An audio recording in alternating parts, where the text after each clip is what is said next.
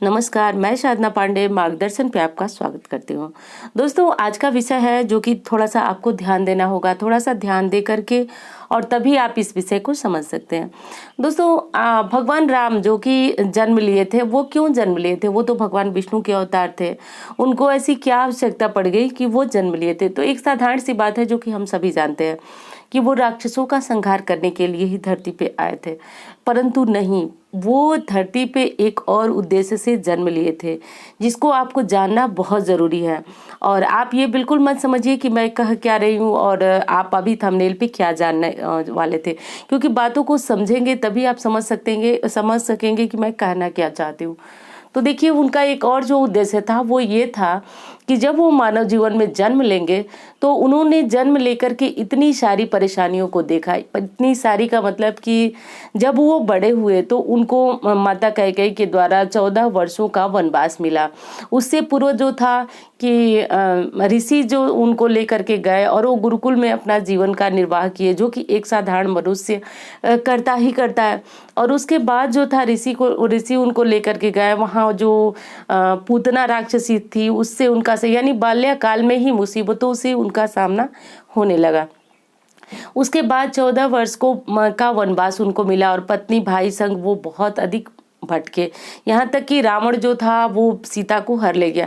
अब आप ये समझिए कि राम कोई साधारण मनुष्य नहीं थे कि वो रावण को तुरंत मार नहीं सकते थे, सीता को अपने पास नहीं ला सकते थे। ऐसा नहीं था। उन्होंने ये हमें संदेश दिया कि जब मनुष्य, एक कोई भी मनुष्य हो, वो कितना भी अधिक पुण्यात्मा हो, कितना भी ज्यादा पूजा पाठ करता है, मानव जीवन जब धरती पे लिया है तो उसको संघर्ष और समस्याओं का सामना करना ही पड़ता है। तो राम के चरित्र का एक और बहुत बड़ी विशेषता है जिसे हम सभी अक्सर नजरअंदाज कर लेते हैं और हम सोचते हैं कि हम बहुत अधिक पूजा करते हैं, पाठ करते हैं और हमारी मनोकामनाएं पूर्ण नहीं होती है।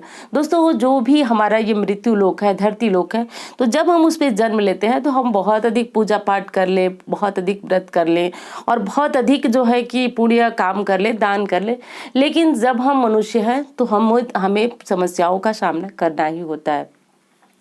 अब देखिए, समस्याओं का सामना जब करना पड़ता है हमें, तो अब आप ये सोचेंगे कि जब हम पूजा पाठ करते हैं तो भी समस्याएं आती है और नहीं करते हैं तो भी आती है, लेकिन अंतर है उसमें। अंतर क्या है? अंतर ये है कि जब आप पूजा पाठ करते हैं तो आपके ऊपर आने वाली मुसीबतें मात्र आपको छू करके निकल जाती हैं, लेकिन जब आप पूजा पाठ नहीं करते हैं, आपके ऊपर कोई दैवीय शक्ति नहीं होती है जिसे आप मुसीबत के समय गुहरा सके, पुकार सके, तो वो समस्याएं जो आपको छू के निकलने वाली थी वो आपको पूरी तरह से तोड़ देती हैं, पूरी तरह से दुखी कर देती हैं और उसमें आप सर से पैर तक बहुत अधिक जूझ जाते हैं, परेशान हो जाते हैं। तो अब आप समझ गए होंगे कि पूजा पाठ करने वाले के साथ क्या होता है। देखिए, समस्याएं तो आनी है और आती भी हैं, चाहे आप कितना भी अधिक पूजा कर लें, पाठ कर लें, जप कर लें, लेकिन वो इंसान बिल्कुल बरी हो जाता है उसमें से, जो जिसके ऊपर राम नाम यानी भगवान का सहारा है। वो अपने भगवान का सुमिरन करता रहता है और धीरे धीरे समस्याएं कब चली जाती हैं वो उसमें टूटता बिल्कुल नहीं है। लेकिन वो लोग टूट जाते हैं जिनके पास कोई सहारा नहीं है, कोई ऐसा पतवार नहीं है जो उनको इस मुसीबत से पार कर सके। तो अब आप सोच रहे होंगे कि मैंने ये जो विषय था, टॉपिक था, वो ऐसा क्यों दिया। तो देखिए, टॉपिक देने का अर्थ आप लोग ही हैं। आप लोग कहते हैं कि मैम जो है आप अच्छी प्रकार पूजा पाठ करती हैं, आपका ये मतलब कामना पूरी हो जाती है, हमारी नहीं। ऐसा कुछ भी नहीं है। देखिए, ऐसा नहीं है कि मैं पूजा पाठ करती हूँ या मुझे पूजा पाठ करने का ढंग आता है तो मैं भगवान से कुछ भी मांग दूंगी तो मुझे प्राप्त हो ही जाएगा। ऐसा बिल्कुल नहीं है। मैंने आपको इसीलिए श्री राम जी का उदाहरण लेकर के बताया और बहुत ज़्यादा इस समय आपके प्रश्न यही आ रहे थे कि मैम आप कैसे पूजा पाठ करती हैं, आप दिखाइए और हम लोग देख के आपकी तरह पूजा करेंगे तो हमारे जीवन में भी कोई परेशानी नहीं आएगी, हम ढंग सीख करके और पूजा करेंगे तो हम भी सुखी हो जाएंगे।